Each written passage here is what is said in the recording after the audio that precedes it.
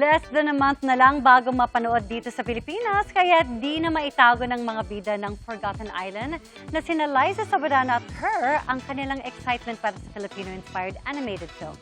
Makichika kay Nelson Canlas. I'm Joe. I'm Liza. Uy, Philippines! Sadyang napapawaw ang mga Pilipino sa tuwing may makikitang Pinoy na detalye o attribute sa isang foreign film. Kung dati isang Pinoy detail lang sa Hollywood, proud na tayo. Ngayon, may isa ng Hollywood animated film na hindi lang may Pinoy references. Tayo na mismo ang kwento. Mula sa pamilya, pagkain, hanggang sa mga detalyeng tayong mga Pinoy lang agad ang makakapansin. Pinoy culture ang nasa puso ng DreamWorks animated film na Forgotten Island.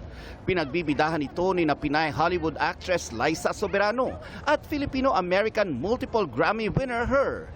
Humarap ang dalawang bida sa isang media conference kanina, kasama ang mga direktor nilang sina Joel Crawford at Januel Mercado na may Filipino roots. Para kay Liza, personal ang koneksyon niya sa kwento.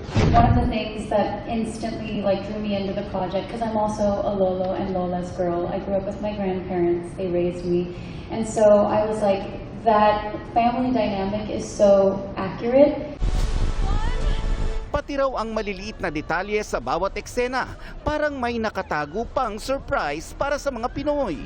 Almost like every single scene has some sort of Easter egg where I feel like Filipinos, when we watch it, will be able to identify that and be like, oh my gosh, they know us, they see us, they care about us. Para naman kay Her, may isang reaksyon siyang pinaka-aabangan. Ang say ng kanyang nanay.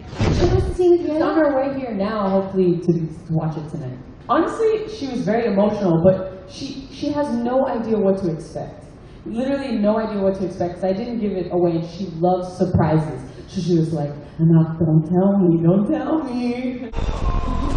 At bago pa man mapanood ng kanyang mom ang pelikula, may prediction na si Her. I cannot wait to see her face, though. I know she's gonna cry. Nelson Canlas, updated sa Showbiz Happenings.